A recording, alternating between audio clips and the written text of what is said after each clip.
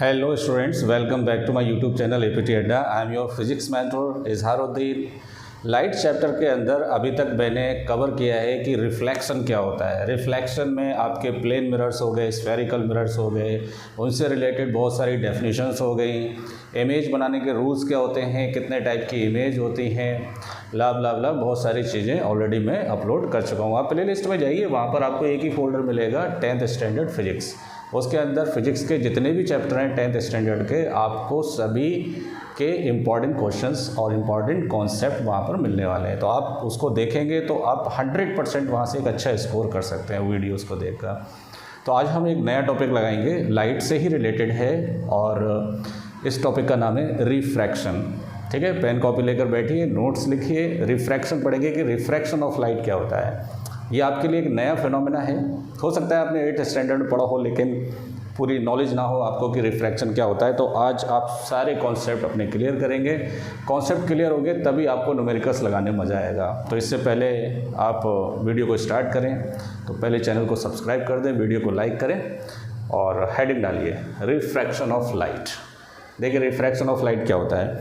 तो अभी तक जो हम पढ़ चुके हमने ये देखा है कि कोई भी लाइट अगर एक मीडियम में ट्रैवल करती है ना, तो वो सेम स्पीड से क्या होती है, ट्रैवल करती है। कोई मीडियम है, जैसे मैं फॉर एग्जांपल एयर ले लूँ, तो एयर के अंदर ये कितनी स्पीड से चलेगा, 3 × 10⁸ मीटर पर सेकेंड, और ये स्पीड इसकी क्या होती है, मैक्सिमम होती है।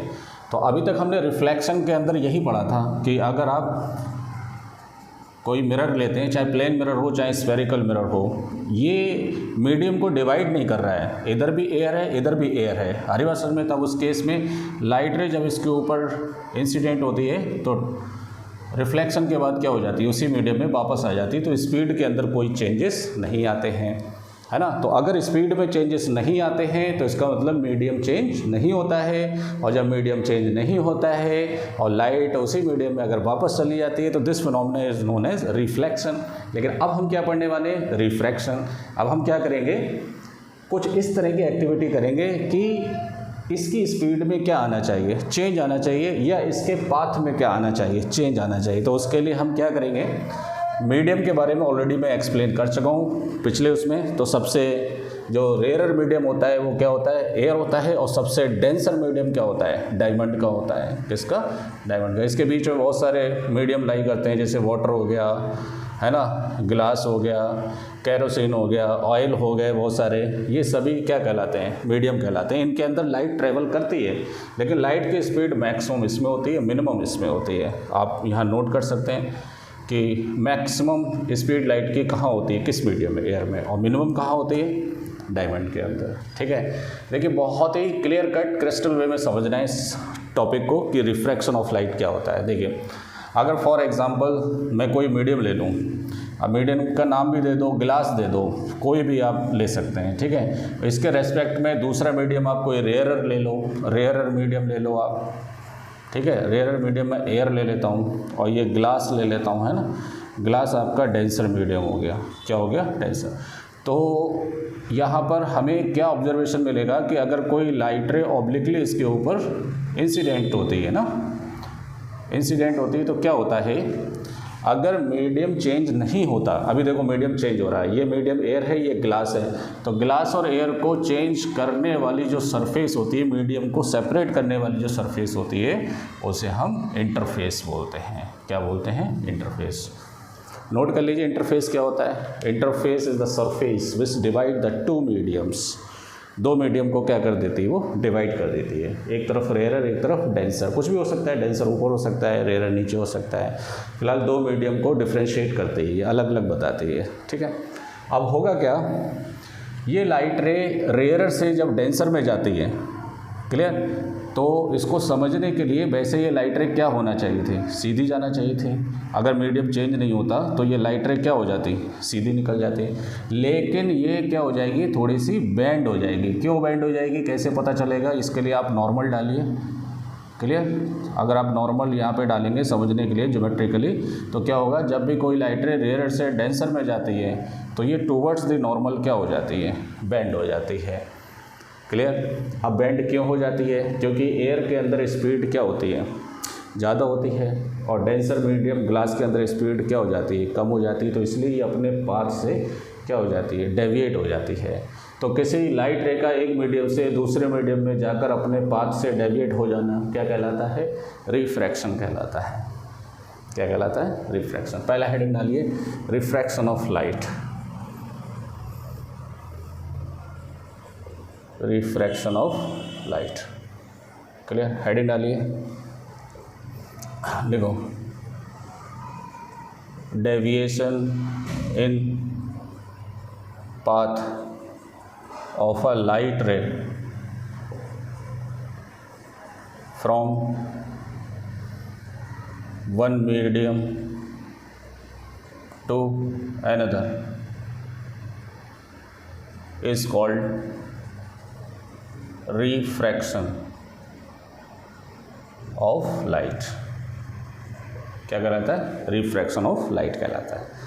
अब उल्टा देख लीजिए, जैसे फॉर एग्ज़ाम्पल मैंने मान लिया कि ये कोई मीडियम है, क्लियर। ये मीडियम में रेयरर ले लेता हूँ, क्या ले लेता हूँ, रेयरर, और ये वाला क्या ले लेता हूँ, डेंसर, क्लियर। अब होगा क्या कि अगर कोई लाइट रे इस पर ऑब्लिकली इंसिडेंट होती है, ठीक है, तो क्या होगा, अगर ये लाइट रे डेंसर से रेयरर में जा रही है तो डेंसर में स्पीड कम होती है लाइट की। अभी मैंने बताया ना कि लाइट की स्पीड सबसे ज़्यादा होती है रेयरर में, है ना, कंपेरेटिवली। रेयरर होगा तो वहाँ स्पीड ज़्यादा होगी, डेंसर होगा तो वहाँ पर क्या होगी, कम होगी। अगर ओवरऑल बात करें तो एयर के अंदर सबसे ज़्यादा होती है, डायमंड के अंदर स्पीड सबसे कम होती है। अब ये डेंसर से रेयरर में जाएगा तो वैसे तो ये सीधा जाना चाहिए था अगर मीडियम चेंज नहीं होता। तो मीडियम चेंज हो गया है तो इसकी स्पीड क्या हो जाएगी, बढ़ जाएगी, और ये अपने पाथ से क्या हो जाएगी, डेविएट हो जाएगी, क्लियर। अब चाहे रेयरर से डेंसर में जाओ, चाहे डेंसर से रेयरर में जाओ, ये लाइट रे सीधी सीधी नहीं जाने वाली, अपने पाथ से क्या हो जाएगी, डेविएट हो जाएगी। And this phenomena is known as refraction of light.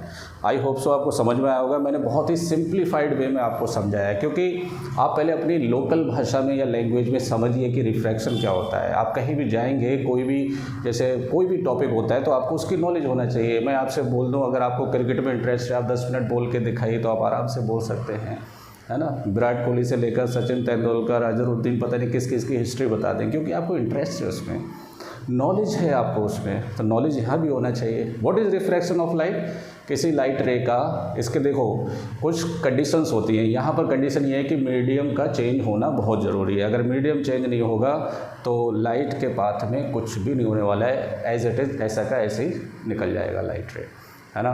तो जब भी लाइट रे रेयरर से डेंसर या डेंसर से रेयरर में जाता है तो क्या होता है, वो अपने पाथ से डेविएट हो जाता है, और इसी फिनोमेना को हम क्या बोलते हैं, रिफ्रैक्शन ऑफ लाइट बोलते हैं, क्लियर, वेरी गुड। अब देखिए ये रिफ्रैक्शन का रीज़न क्या है, रिफ्रैक्शन का रीज़न आप हेडिंग डालिए, अगला ये लिख लीजिए आप, रिफ्रैक्शन ऑफ लाइट। बहुत ही सिंपल शॉर्ट नोट बना लीजिए आप, यही एग्ज़ाम में आप लिख कर आएंगे तो डेफिनेटली आपको फुल मार्क्स मिलने वाले हैं ना। तो दूसरा हेडिंग डालिए, कॉज ऑफ रिफ्रैक्शन।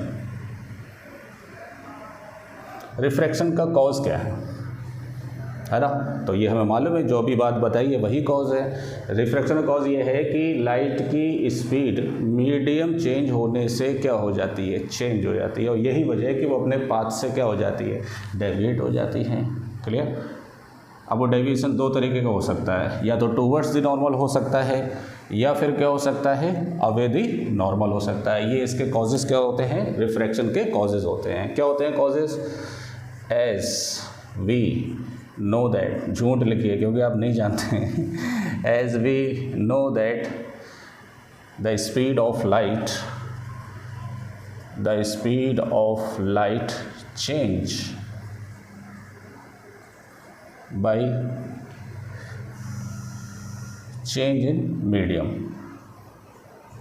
मीडियम में चेंज करने से लाइट की स्पीड क्या हो जाती है, चेंज हो जाती है। एज स्पीड is maximum in rarer medium, या ग्रेटर बोल सकते हैं, ग्रेटर बोल दो क्योंकि मैक्सिमम तो सिर्फ एयर के केस में ही होगा। एज स्पीड इज ग्रेटर, है ना, इन रेयर मीडियम, एंड स्मॉलर या स्लोअर इन डेंसर मीडियम। कौन से मीडियम में? डेंसर मीडियम में। यही इसका कारण है, यही इसका रीज़न है कि रिफ्रैक्शन क्यों होता है। अब ये दो बातें आपको क्लियर कट समझ में आना चाहिए, ठीक है। अब मैं आपको फिर से रिवाइज करा देता हूँ कि रिफ्रैक्शन क्या होता है। रिफ्रैक्शन होता है किसी लाइट रे का अपने पाथ से डेविएट हो जाना, ये रिफ्रैक्शन कहलाता है। अब पुरानी बात को लीजिए कि रिफ्लेक्शन क्या होता है, तो किसी लाइट रे का रिफ्लेक्ट होकर वापस आ जाना उसी मीडियम में, बाउंसिंग बैक आ जाना क्या कहलाता है। इसमें बाउंसिंग बैक नहीं जा रहा है ना, ये उसी डायरेक्शन में ही जा रहा है, बस अपने पाथ को थोड़ा सा क्या कर दे रहा है, चेंज कर दे रहा है। वो फिनोमेना कहलाता है बाउंसिंग बैक का रिफ्लेक्शन, और ये कहलाता है रिफ्रैक्शन। अब आप बोलेंगे कि सर हमें ये पता तो है, दिखता है कि लाइट रे अगर आप टॉर्च मारेंगे यहाँ से तो लाइट रे सीधी नहीं जाएगी, वो थोड़ा सा क्या हो जाएगी, बेंड हो जाएगी इस साइड में, है ना। तो आप बोलेंगे इसकी वजह क्या है। इसकी वजह यह है क्योंकि लाइट की स्पीड चेंज हो जाती है मीडियम चेंज करने से। कैसे? आप रेयरर से चेंज कर रहे हैं डेंसर में तो ये टूवर्ड्स द नॉर्मल आ जाएगा, और अगर आप डेंसर से रेयरर में जा रहे हैं तो अवेदी क्या आ जाएगा, नॉर्मल आ जाएगा। ये इसके क्या हैं, कॉजेस हैं, है ना। अब इसमें कुछ मैथमेटिकल बातें अगर लिखना है तो आप लिख सकते हैं। नॉर्मल के साथ जो इंसिडेंट रे है वो जो एंगल बनाती है वो एंगल ऑफ इंसिडेंस है। एंगल आई क्या है, ये तो फालतू की चीज़, अपने को खाली मैथमेटिकली शो करने के लिए याद करना है। एंगल ऑफ इंसिडेंस, अगर कॉन्सेप्ट याद है तो फिजिक्स आपके लिए बहुत ही सिंपल लगेगी आपको, है ना। एंगल ऑफ इंसिडेंस, और ये क्या हो गया, angle R, angle of refraction, angle of refraction. अब यहाँ पर लॉजिकली अगर मान लो आपको दे दिया जाए कि angle I is greater than angle R, तो आप इस बात से ये बता सकते हैं कि मीडियम कैसे चेंज हो रहा है, या लाइट रे किस मीडियम से किस मीडियम में जा रही है ना। तो देखो एंगल आई अगर इंसिडेंस एंगल बड़ा है किससे, एंगल ऑफ रिफ्रैक्शन से, तो पक्का ये रेयरर से किस में जा रही है, डेंसर में जा रही है। अब 10th क्लास के अंदर अगर दे दें what does it mean in refraction, तो आपको पता होना चाहिए कि एंगल आई बड़ा है किससे, एंगल आर से। तो इस बात का ये मतलब है कि लाइट रे रेयरर से किस में जा रही है, डेंसर में जा रही है, और बेंड हो जाएगी टूवर्ड्स द नॉर्मल, ठीक है। तो लिख लीजिए ऐसे, ऐसे हटा देता हूँ मैं। बहुत ही सिंपल वे में पढ़िए भाई। मैंने आप बाकी के जो चैप्टर्स हैं फिजिक्स के, केमिस्ट्री का फोल्डर अलग है, मैंने बहुत ही सिंप्लीफाइड वे में उसको क्या किया, एक्सप्लेन किया है, आप उसको देख सकते हैं। पहला नोट करके लिखिए, अगर एंगल आई बड़ा है एंगल आर से, तो इसका मतलब है it means light ray coming from rarer to denser medium and bends towards normal, और नॉर्मल की तरफ क्या हो जाएगी, बेंड हो जाएगी, ठीक है। इस वाले केस में आइए, ये एंगल ऑफ इंसिडेंस है और ये एंगल ऑफ रिफ्लेक्शन है। अब इसमें साफ साफ दिख रहा है कि नोट 2 डाल लीजिए यहाँ पे कि एंगल आई छोटा है किससे, एंगल आर से, ठीक है। मैथमेटिकली आप इसमें फिजिक्स कनेक्ट कर सकते हैं कि इसमें क्या पता चल रहा है कि it means light ray coming from denser to rarer medium and away from the normal,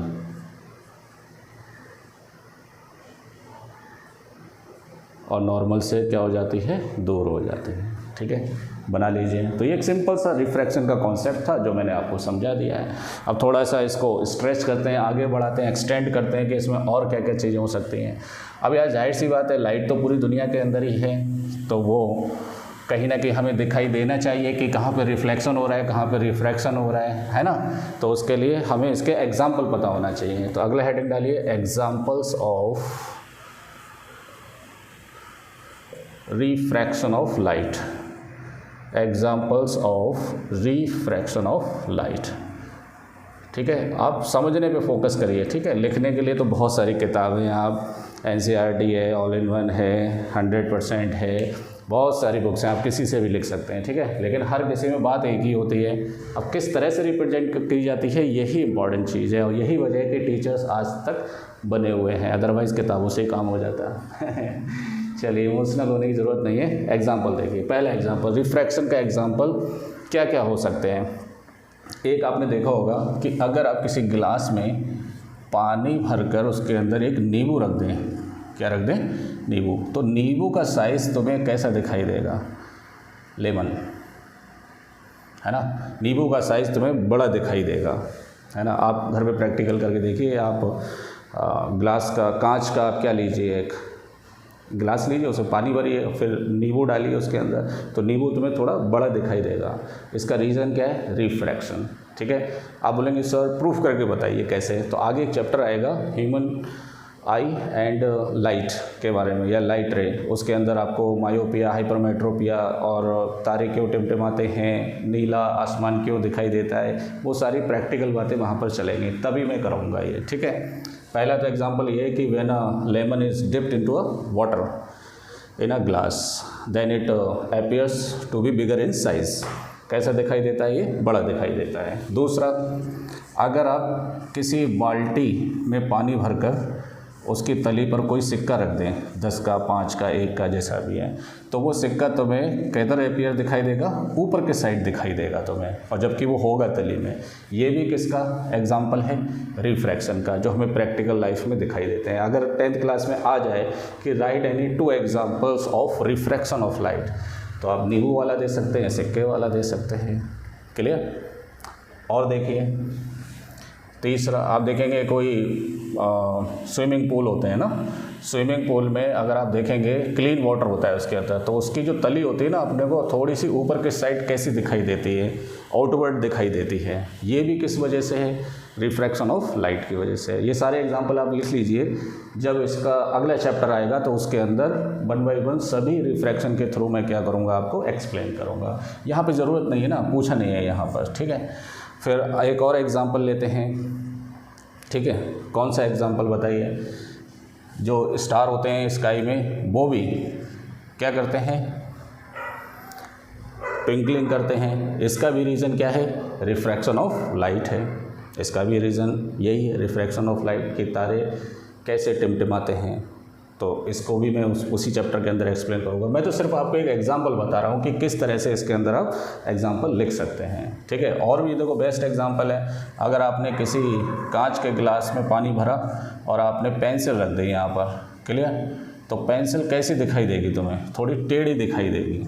ऐसा लगेगा कि जैसे पेंसिल क्या हो गई है, बैंड हो गई है ना, जैसे लगेगा जैसे रेयर से डेंसर में ये पेंसिल टेढ़ी होकर क्या हो गई है, दिखाई दे रही है, लेकिन ऐसा होता नहीं है, एक इल्यूज़न होता है। तो 4 से 5 एग्जांपल मैंने आपको दे दिए, आप ये लिख सकते हैं 1 बाय 1, ठीक है। चलिए, इनके प्रूफ जो है कि एग्जैक्टली कैसे रिफ्रैक्शन हो रहा है, तो उसके लिए पहले हमें इसका मटेरियल पता होना चाहिए मैथमेटिकली, कि रीज़न क्या है रिफ्रैक्शन का, मैथमेटिकली पता होना चाहिए। फिजिक्स के हिसाब से तो हमें मालूम है रिफ्रैक्शन का रीज़न है कि मीडियम चेंज होने से लाइट की स्पीड क्या हो जाती है, चेंज हो जाती है ना।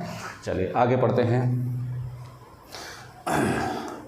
एक काम करते हैं, रिफ्रैक्शन को समझने के लिए एक एक्टिविटी करते हैं, ठीक है। उस एक्टिविटी में एक ग्लास स्लैब लेते हैं। तो हेडिंग डालिए, अगला चौथा हेडिंग डालिए, रिफ्रैक्शन ऑफ लाइट। हेडिंग डालिए, refraction of light through a rectangular glass slab, है ना। कांच का छोटा टुकड़ा लीजिए, उससे हम ये पढ़ेंगे कि रिफ्रैक्शन कैसे होता है। तो देखिए, अगर मैंने रेक्टेंगुलर शेप का कोई ग्लास का स्लैब ले लिया, ठीक है। अब इसके अंदर मुझे रिफ्रैक्शन पढ़ाना है कि रिफ्रैक्शन कैसे होगा। तो अगर ये चीज़ पढ़ लेंगे तो मैथमेटिकली आप सभी रिफ्रैक्शन के फिनोमेना हैं उनको आप एक्सप्लेन कर सकते हैं, क्लियर। ये क्या है, ग्लास, और ये क्या है, डेंसर मीडियम। कौन सा मीडियम है, डेंसर। और बाकी मैंने इधर क्या ले लिया, एयर ले लिया, ठीक है। अब यहाँ पर एक नोट करने वाली बात है कि जब भी कोई लाइट रे किसी मीडियम पर परपेंडिकुलर गिरती हैं तो वो light ray as it is बिना डेविएशन के क्या हो जाती है, आर पार निकल जाती है। ये आ रही बात समझ में, ठीक है। और उसी को ही हम नॉर्मल कंसीडर कर लेते हैं। अगर आप परपेंडिकुलर डालेंगे किसी ग्लास स्लैब के ऊपर तो no change in speed and no change in deviation, as it is ऐसा का ऐसे ही क्या हो जाएगी, निकल जाएगी, ठीक है। नोट करने वाली बात है ये। अब देखिए, अब मान लो कोई लाइट रे ऑब्लिकली आपने क्या किया, यहाँ पे डाला, और अगर ये मीडियम चेंज नहीं होता तो क्या होता, वही होता जो मंजूर खुदा होता क्या शेर व शायरी है ना। हाँ देखिए, ये सीधी निकल जाती है। लेकिन अभी हमने फिनोमिना क्या पढ़ा है कि ये एंगल आई है, एंगल ऑफ इंसिडेंस है। तो जब ये रेयरर से, ये कौन सा मीडियम है, रेयरर, रेयरर से डेंसर में जाता है तो टूवर्ड्स द नॉर्मल क्या हो जाता है, बेंड हो जाता है। टूवर्ड्स द नॉर्मल क्या हो जाता है, बेंड हो जाता है। क्लियर। तो ये टूवर्ड्स द नॉर्मल क्या हो गया, बेंड हो गया। ये हो गया आपका एंगल आर। तो बताइए एंगल आई क्या है, एंगल आई है एंगल ऑफ इंसिडेंस, ठीक है। और एंगल आर क्या है, एंगल ऑफ रिफ्रैक्शन।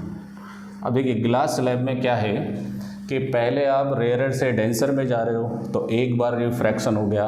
अब ये लाइट रे वहाँ रुकी नहीं रहेगी, ये फिर से बाहर आएगी। अब आप डेंसर से फिर से किस में आ रहे हैं, आप रेयरर में आ रहे हैं, एयर के अंदर आ रहे हैं। क्लियर। तो ग्लास स्लैब के थ्रू जो रिफ्रैक्शन होता है वो कितने टाइम्स होता है, 2 टाइम्स रिफ्रैक्शन होता है। क्लियर। 2 बार रिफ्रैक्शन होगा इसके अंदर। अब देखिए यहाँ पर हम नॉर्मल डाल लेते हैं इसी के पैरेलल, यहाँ से नॉर्मल डालेंगे। क्लियर। तो ये एंगल आर है तो ये भी एंगल क्या होगा, आर होगा। क्लियर। और यहाँ पर जो लाइट रे होगी अब वो क्या हो रही है, डेंसर से रेयरर में जा रही है। तो डेंसर से रेयरर में जाती है तो क्या हो जाता है, स्पीड बढ़ जाती है, तो अवेदी नॉर्मल हो जाती है।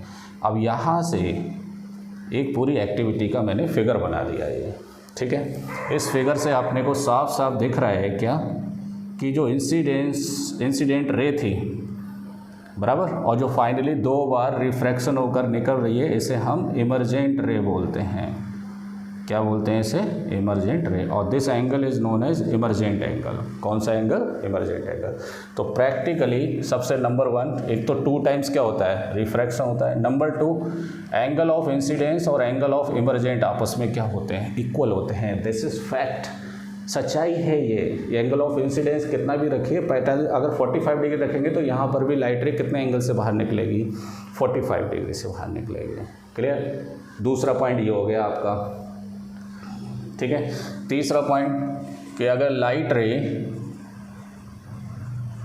फॉल परपेंडिकुलर टू इंटरफेस, अगर वो इंटरफेस पर क्या होती है, परपेंडिकुलर फॉल होती है, then there is no change in its path, इसके पाथ में कोई चेंज नहीं होता है। क्लियर। अब चौथी बात, इसमें जो इंसिडेंट रे है ये कौन सी रे है, इंसिडेंट रे, और ये क्या है आपका नॉर्मल रे, है ना। तो जो इंसिडेंट रे है, इमर्जेंट रे है, ये एक दूसरे के क्या होती हैं, पैरेलल होती हैं। क्या होती हैं, पैरेलल। और क्या लिखेंगे, incident ray and emergent ray, emergent ray parallel to each other, parallel to each other. ये सारे ऑब्जर्वेशन आप यहाँ से क्या कर सकते हैं, नोट कर सकते हैं, ठीक है। और देखिए अब इसके अंदर ये जो पैरेलल रे आ रही हैं, इनके बीच की जो परपेंडिकुलर डिस्प्लेसमेंट है या डिस्टेंस है या शिफ्ट है ना, परपेंडिकुलर शिफ्ट या डिस्टेंस, ये कहलाता है आपका लेटरल डिस्प्लेसमेंट। हेडिंग डालेंगे अगले इसमें, लेटरल डिस्प्लेसमेंट, है ना। तो कोई मुझे बताएगा क्या होता है लेटरल डिस्प्लेसमेंट, अभी तो इतने बढ़िया से समझाया है मैंने, बताइए क्या होता है।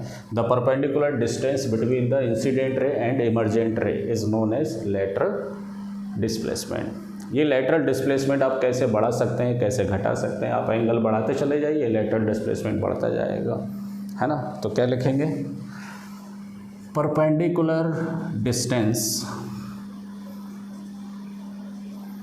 between the incident ray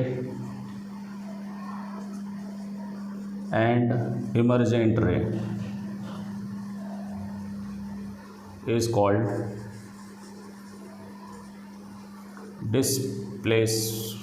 lateral displacement। ठीक है, ये कहलाता है आपका लेटरल डिस्प्लेसमेंट। थोड़ा सा मैं आगे बढ़ाता हूँ इसको, जैसे जैसे आप ये लाइट रे बढ़ाते जाएंगे ये डिस्प्लेसमेंट क्या होता जाएगा, बढ़ता जाएगा। अगर आपसे कोई पूछ ले कि मैक्सिमम डिस्प्लेसमेंट कितना हो सकता है लेटरल, तो जितनी इसकी थिकनेस होगी, जैसे मान लो थिकनेस अगर टी है तो इतनी थिकनेस के बराबर ही इसका लेटरल क्या हो सकता है, डिस्प्लेसमेंट हो सकता है। उस केस में इंसिडेंट रे क्या होना चाहिए, इस पर पैरेलल होना चाहिए या नॉर्मल के क्या होना चाहिए, परपेंडिकुलर होना चाहिए। तब उसमें जो लेटरल शिफ्ट होगा वो कितना होगा, इसकी थिकनेस के बराबर। फिलहाल इतना डीप में नहीं पूछेंगे, यहीं तक ही काफ़ी है कि लेटरल डिस्प्लेसमेंट क्या होता है। ठीक है, तो जब तक आपको इसकी नॉलेज नहीं है इस एक्टिविटी की, तब तक आपको रिफ्रैक्शन की कंडीशन को मैथमेटिकली रिप्रेजेंट करना बहुत ही मुश्किल होगा। तो पहले आप ये सारी बातें आप क्या करेंगे, नोट करेंगे। क्या हेडिंग था कि refraction of light through a rectangular glass slab, note कर लीजिए इसे। ठीक है, चलिए आगे बढ़ें। चलिए इसे मैं हटा देता हूँ। अब इस एक्टिविटी से इन्होंने कुछ रूल बना दिए जिसे हम बोलते हैं लॉज ऑफ रिफ्रैक्शन। हेडिंग डालिए, लॉज ऑफ रिफ्रैक्शन। ये कहाँ से बने, जो एक्टिविटी अभी मैंने की ना रेक्टेंगुलर ग्लास स्लैब से, उससे कुछ रूल बना दिए लॉज ऑफ रिफ्लेक्शन। तो एक बार का रिफ्रैक्शन में क्या कर देता हूँ, बना देता हूँ। यहाँ से नॉर्मल डाल दीजिए, यहाँ से आपने डाल दिया लेटरल इंसिडेंट रे या ऑब्लिकली, क्या बोलते हैं इसे, ऑब्लिकली लाइट रे, इंसिडेंट लाइट रे। इसका नाम क्या है, इंसिडेंट रे। कौन सी रे है, इंसिडेंट रे। और ये नॉर्मल के साथ जो एंगल बनाती है, एंगल ऑफ इंसिडेंस। एंगल आई क्या है, एंगल ऑफ इंसिडेंस। अब ये क्या होगा, रेयरर से किस में जा रहा है, लाइट रे डेंसर में जा रही है, तो ये टूवर्ड्स द नॉर्मल क्या हो जाएगी, बेंड हो जाएगी, क्योंकि इसकी स्पीड क्या हो जाएगी, कम हो जाएगी, है ना। ये हो गया angle of refraction, angle of refraction. ठीक है, अब देखिए यहाँ पर फर्स्ट लॉ क्या कहता है। फर्स्ट लॉ वही कहता है जो रिफ्लेक्शन में कहता है, क्या कि ये सारी चीज़ें, incident ray, refracted ray, angle of incidence, angle of refraction lie on the same plane. लिख सकते हैं क्या, इंसिडेंट रे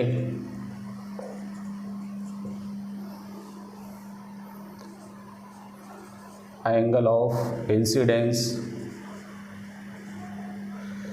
रिफ्रैक्टेड रे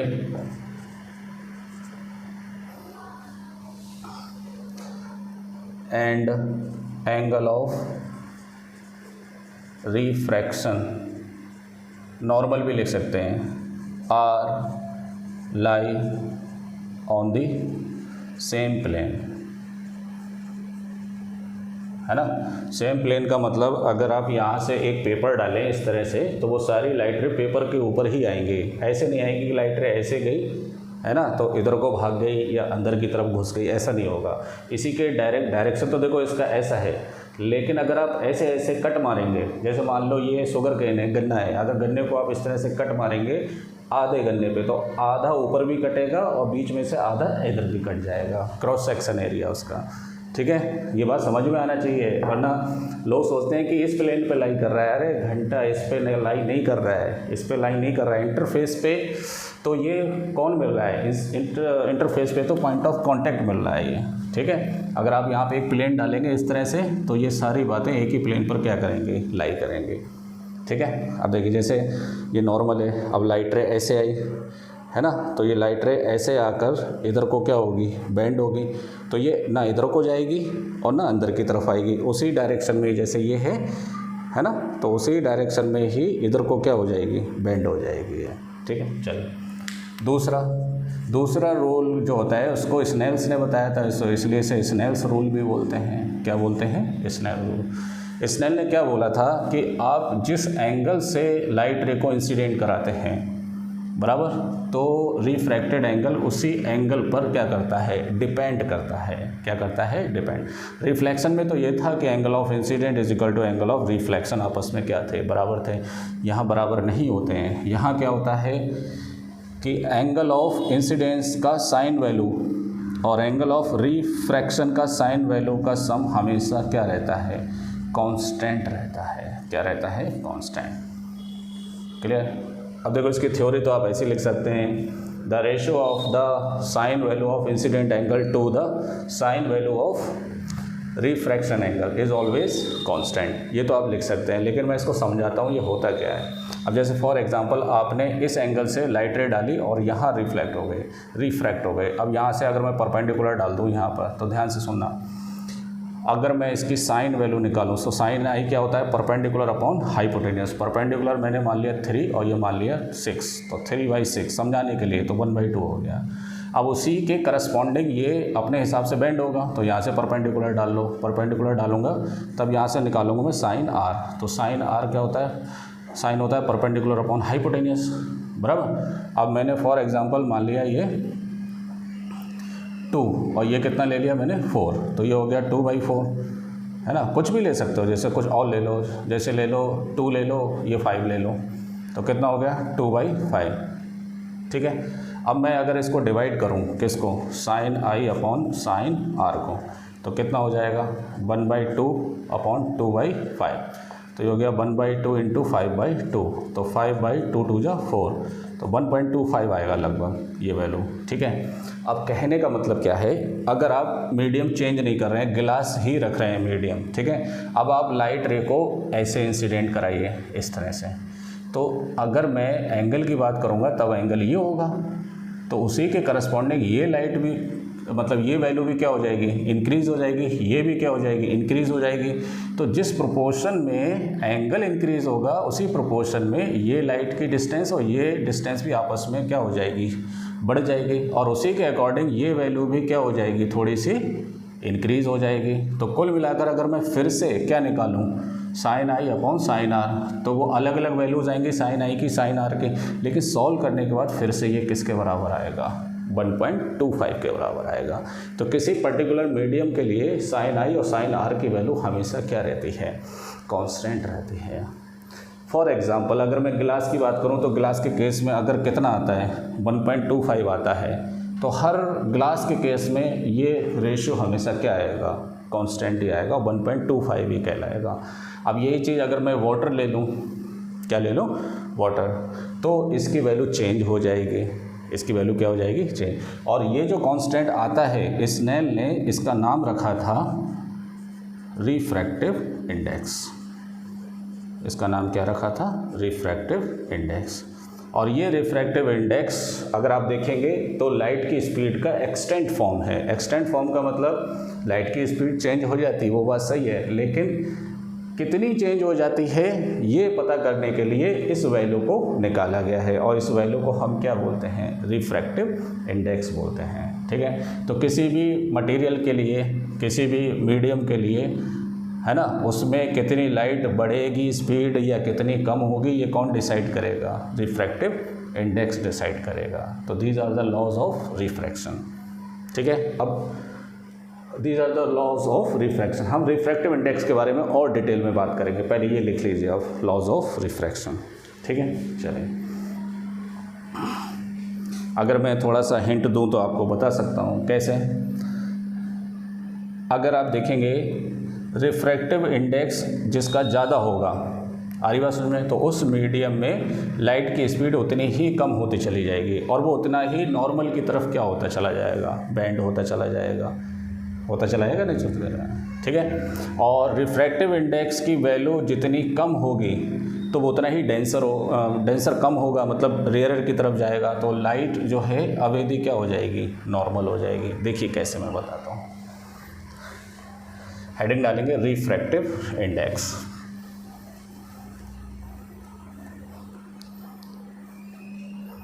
रिफ्रैक्टिव इंडेक्स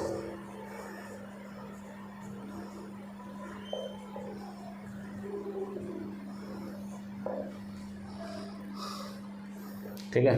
देखिए रिफ्रैक्टिव इंडेक्स क्या बताया था इन्होंने कि साइन आई और साइन आर का रेशियो फॉर पर्टिकुलर मीडियम के लिए क्या आता है, फिक्स आता है। उसे म्यू से रिप्रेजेंट करते हैं या एन से भी क्या कर सकते हो, रिप्रेजेंट कर सकते हो, है ना। तो ये रिफ्रैक्टिव इंडेक्स को क्या कर रहा है, शो कर रहा है। अब यहाँ पे दो रिलेटिव बातें हैं। कैसे कि लाइट रे फॉर एग्जांपल अगर एक मीडियम से दूसरे मीडियम में जा रही है, आ रही बात समझ में, तो ये दूसरे मीडियम का रिफ्रैक्टिव इंडेक्स फर्स्ट के रेस्पेक्ट में कहलाएगा। मतलब इसको हम क्या पढ़ेंगे, 1μ2 पढ़ेंगे। क्या पढ़ेंगे, 1μ2। लिखा ऐसे जाएगा 1μ2 और ऐसे भी लिखा जाएगा μ2 अपॉन μ1, लेकिन पढ़ा क्या जाएगा, refractive index of second medium with respect to first medium. आ रही बात समझ में, सेकेंड मीडियम का दूसरे के रेस्पेक्ट में रिफ्रैक्टिव इंडेक्स। आप ऐसे मान लीजिए जैसे ये मान लो एयर है, ये क्या है, ग्लास है, तो कैसे लिखा जाएगा, एयर से लाइट रे जा रही है किसमें, ग्लास में, लेकिन पढ़ा क्या जाएगा, ग्लास का refractive index with respect to air. Clear. अब मैं इसको और बेस्ट प्रैक्टिकल एग्जांपल देता हूँ। कैसे, अगर कोई लाइट रे एयर से आ रही है, किस में आ रही है, एयर में, है ना। अब एयर से किस में जा रही है, ग्लास के अंदर जा रही है।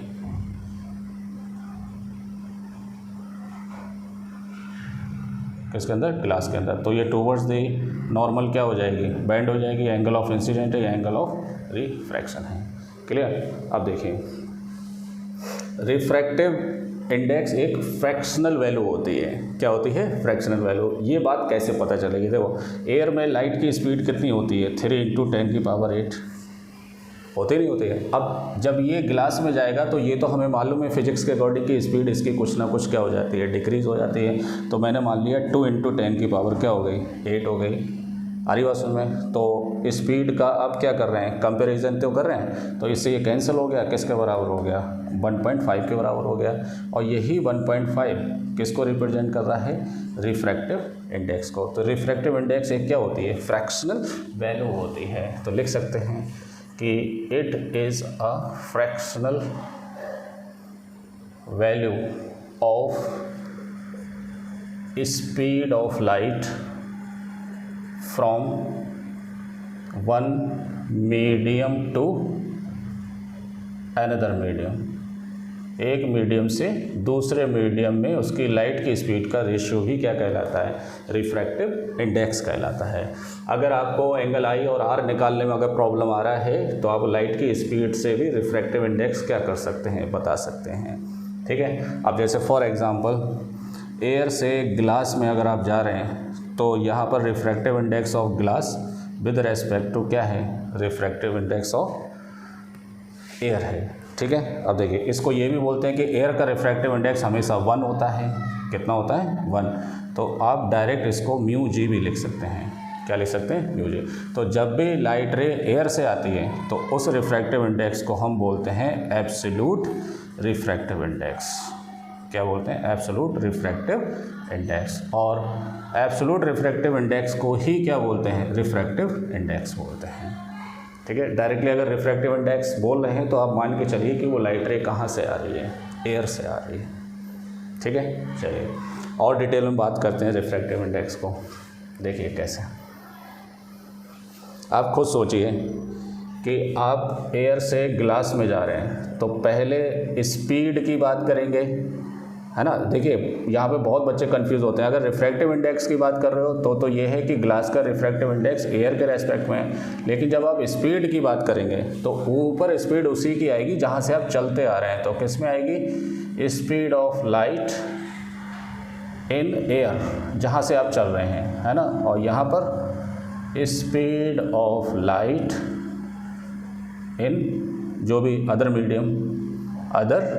मीडियम, जिस मीडियम में आप जा रहे हैं। तो देखिए बहुत ही प्रैक्टिकल वे में देखिए, मान लो आप ग्लास में जा रहे हैं, एयर से किस में जा रहे हैं, ग्लास में। तो अभी मैंने कराया था ना आपको 3 × 10⁸ और 2 × 10⁸। ये कैंसिल हो गया तो कितना हो गया, 1.5। तो यही तो रिफ्रैक्टिव इंडेक्स आ रहा है। तो रिफ्रैक्टिव इंडेक्स फॉर एग्जांपल यहाँ पे 1.5 आ रहा है। अब मान लो आप एयर से डायमंड में जा रहे हैं, किस में जा रहे हैं, डायमंड में।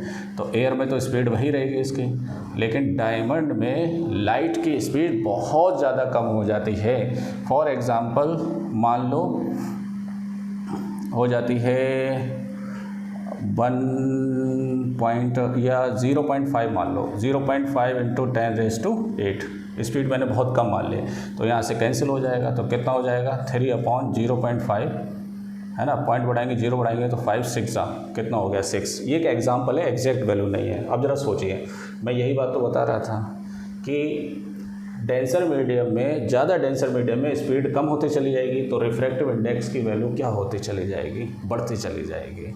आ रही बात समझ में। तो रिफ्रैक्टिव इंडेक्स जिसका ज़्यादा होगा तो समझ लेना वो डेंसर मीडियम है। और रिफ्रैक्टिव इंडेक्स सबसे ज़्यादा होता किसका है, रिफ्रैक्टिव इंडेक्स वो होता है डायमंड का। रिफ्रैक्टिव इंडेक्स मैक्सिमम किसका होता है, डायमंड का होता है। किसका, डायमंड का। और वो मालूम कितना होता है 2.42, लिख लीजिए आप 2.42। और सबसे मिनिमम किसका होता है रिफ्रैक्टिव इंडेक्स, ये सब एग्ज़ाम में आने वाले क्वेश्चन हैं, वो होता है एयर का। वो लगभग होता है 1.0009, लगभग 1 के बराबर। किसके बराबर होता है, 1 के बराबर।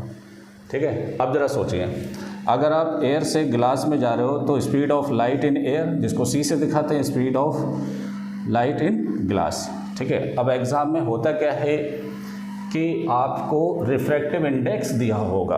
क्या दिया होगा, रिफ्रैक्टिव इंडेक्स।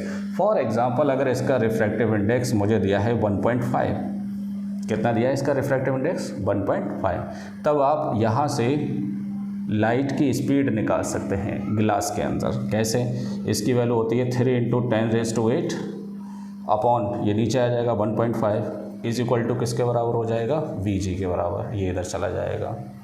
ठीक है। अब बताइए क्या हो जाएगा, ये पॉइंट हटाएंगे 0 बढ़ाएंगे, 15 2 30 हो गया। तो Vg की वैल्यू किसके बराबर हो गई, Vg की वैल्यू हो गई 2 × 10⁸। तो बात तो वही थी, है ना। चाहे ऐसे बोलो चाहे ऐसे बोलो, बात वही है। तो रिफ्रैक्टिव इंडेक्स अगर आपको दे रखा है तो आप स्पीड बता सकते हैं लाइट की किसी भी मीडियम में, और अगर स्पीड दे रखी है तो आप रिफ्रैक्टिव इंडेक्स बता सकते हैं, है ना। अब अपनी लोकल लैंग्वेज में हम बात करेंगे कि what exactly are refractive index. तो रिफ्रैक्टिव इंडेक्स आपको ये आइडिया देता है कि लाइट की स्पीड किसी दूसरे मीडियम में कंपेयर टू इन एयर कितनी बढ़ जाती है, कितनी घट जाती है। जैसे फॉर एग्जांपल लाइट की स्पीड इन एयर और वेलोसिटी इन या स्पीड इन एनी मीडियम। अगर मान लो इसका रिफ्रैक्टिव इंडेक्स 1/2 है, कितना है 1/2। क्लियर। तो अब इसका मतलब क्या है, रिफ्रैक्टिव इंडेक्स बहुत छोटा है, इसे 0.5 भी ले सकते हैं। तो आप v को इधर ले लीजिए, तो ये कितना हो गया 0.5 is equal to v। Clear. तो ये लाइट की स्पीड का क्या हो रहा है, डबल हो रहा है। तो c/1/2, तो 2 किधर चला जाएगा, एक मिनट हो, मैं थोड़ी जगह लेता हूँ। रिफ्रैक्टिव इंडेक्स को समझना बहुत ज़रूरी है और ये बहुत ही इम्पॉर्टेंट है एग्ज़ाम पॉइंट ऑफ व्यू से। ठीक है। अब देखें, जैसे मान लो लाइट की स्पीड और एनी मीडियम में लाइट की स्पीड, और मान लो ये ग्लास ले लो और इसका रिफ्रैक्टिव इंडेक्स मान लो कितना दे रखा है 1.5, कितना दे रखा है 1.5। अब इसका मतलब क्या है कि c जो है वो किसके बराबर है 1.5 इंटू Vg। आ रही बात समझ में। तो यहाँ से अगर मैं Vg निकालूँ तो ये कितना हो जाएगा 1/1.5 into c is equal to Vg। Clear. Point हटाऊँगा 0 बढ़ाऊँगा तो 10/15 c इज इक्वल टू कितना हो गया Vg। 5 2 5 3 क्लियर। तो ये 2/3 into c is equal to Vg। अब रिफ्रैक्टिव इंडेक्स क्या बता रहा है, कोई भी रिफ्रैक्टिव इंडेक्स किसी मीडियम का क्या बताता है, उस मीडियम में लाइट की स्पीड को बताता है कंपेयर करके लाइट की स्पीड एयर में, कि वो एयर में लाइट की स्पीड का कितने टाइम्स है। तो यहाँ पर कितने टाइम्स है 2-3 टाइम्स है। और कितना होता है ये 3 × 10⁸ इज इक्वल टू Vg। तो 3 से 3 कैंसिल, तो कितना आ गया 2 × 10⁸। देखिए मैं इसे उठा कर पटक कर समझा रहा हूँ आपको, इसलिए क्योंकि हर डाउट आपका क्या होना चाहिए, क्लियर होना चाहिए। आगे देखो वही बात। ठीक है। और सिंपल एग्जांपल से लेता हूँ, लाइट की स्पीड इन एयर, लाइट की स्पीड इन एनी मीडियम। अगर मान लो इसका रिफ्रैक्टिव इंडेक्स 2 है, कितना है 2 है, तो इसका मतलब क्या है कि c/2 is equal to we. तो इसका मतलब 1/2 इंटू सी की value 3 into 10⁸ is equal to V. अब बताओ लाइट की स्पीड इन एनी मीडियम है ना, अगर आपके पास 2 दे रखा है रिफ्रैक्टिव इंडेक्स, तो क्या बताता है रिफ्रैक्टिव इंडेक्स? ये बताता है कि किसी भी मीडियम में लाइट की स्पीड कंपेरेटिवली लाइट की स्पीड इन एयर से कितना वैल्यू है या कितनी फ्रैक्शनल वैल्यू है। तो कितनी फ्रैक्शनल वैल्यू है, यहाँ से 1/2 मतलब हाफ हो जाएगी लाइट की स्पीड से। तो कितना हो जाएगा, देखो या तो फ्रैक्शन में बोलो या पूरा सॉल्व करके बोलो। तो सॉल्व करके बोलोगे तो कितना हो जाएगा, 1.5 इंटू 10⁸ हो जाएगा, ये स्पीड हो जाएगी इसकी। तो आई होप सो आपको रिफ्रैक्टिव इंडेक्स समझ में आया होगा। ठीक है, अब ज़रा थोड़ा सा और बात करते हैं रिफ्रैक्टिव इंडेक्स के बारे में जो न्यूमेरिकल्स एग्ज़ाम में आते हैं। जैसे फॉर एग्ज़ाम्पल अगर आपको निकालना है कोई लाइट रे अगर वाटर से ग्लास में जा रही है, तो अपने को क्या बताना है, ग्लास का रिफ्रैक्टिव इंडेक्स वाटर के रेस्पेक्ट में। किसके रेस्पेक्ट में, वाटर के। अब यहाँ पर कॉन्सेप्ट लगेगा एब्सोल्यूट रिफ्रैक्टिव इंडेक्स का। कभी भी लाइट रे अगर आपको नहीं दिए कि कहाँ से आ रही है कहाँ से नहीं आ रही है, तो आप मान के चलेंगे हमेशा कहाँ से आ रही है, एयर से आ रही है। तो इसको हम क्या कंसीडर करेंगे, एयर से किस में जा रही है, ग्लास में जा रही है। क्लियर, देखो बात वही रहेगी, कोई चेंजेस नहीं आएंगे। कैसे, ये पढ़ा जाएगा ग्लास का रिफ्रैक्टिव इंडेक्स एयर के रेस्पेक्ट में, वाटर का रिफ्रैक्टिव इंडेक्स एयर के रेस्पेक्ट में। तो ये कैंसिल हो जाएगा, तो किसके बराबर हो जाएगा, μg/μw, वही तो आ रहा है ना। तो कहने का मतलब क्या है, अगर आपको डायरेक्ट μd दिया है तो ये डायमंड का रिफ्रैक्टिव इंडेक्स है, और पक्का मान के चलना किसके रेस्पेक्ट में, एयर के।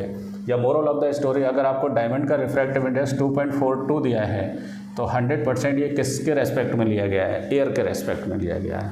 ठीक है, क्योंकि यही एक्यूरेट वैल्यू बताएगा। एयर का रिफ्रैक्टिव इंडेक्स सबसे कम होता है, तो ये मैक्सिमम वैल्यू ही तो बताएगा इसकी। ठीक है, चलिए अब मैं एक काम करता हूँ, रिफ्रैक्टिव इंडेक्स का फॉर्मूला स्पीड की फॉर्म में लिखवा देता हूँ। ठीक है, एक रिफ्रैक्टिव इंडेक्स का फॉर्मूला क्या था, sin I/sin r। ये किसके बराबर था, रिफ्रैक्टिव इंडेक्स के। ठीक है, अब हेडिंग डालिए, refractive index and speed of light. Speed of light, तो बताइए क्या होता है रिफ्रैक्टिव इंडेक्स। अगर c/v है तो this one is called absolute refractive index.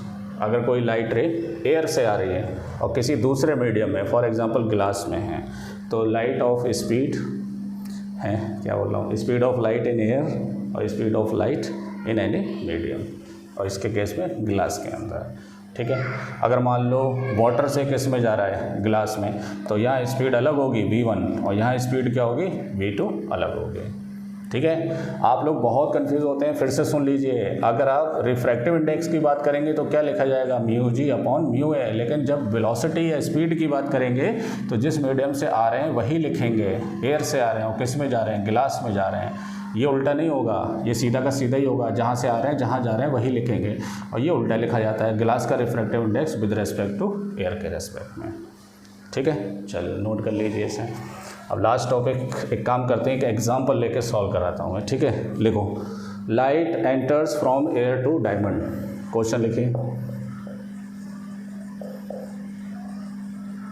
Light enters from air to diamond. लिखो, light enters from air to diamond with refractive index, with refractive, मैं शॉर्ट में लिख रहा हूँ। ठीक है, with refractive index 2.42, with refractive index, ये याद भी कर लीजिए, यही होता है इसका refractive index. What is the speed of light, what is the speed of light in diamond. Diamond के अंदर स्पीड की, लाइट की स्पीड क्या होगी, तो बहुत ही कम होगी क्योंकि ये बहुत ज़्यादा डेंसर है। तो बताइए, म्यू एयर से डायमंड में जा रहे हो तो क्या होगा, μ/μa। ये तो पढ़ा जाता है, क्या होगा, speed of light in air और speed of light in diamond. और ये वैल्यू अपने को दे रखी है, μ=c/v। म्यू कितना दे रखा है, 2.42, और c कितना है, 3 इंटू 10⁸ v।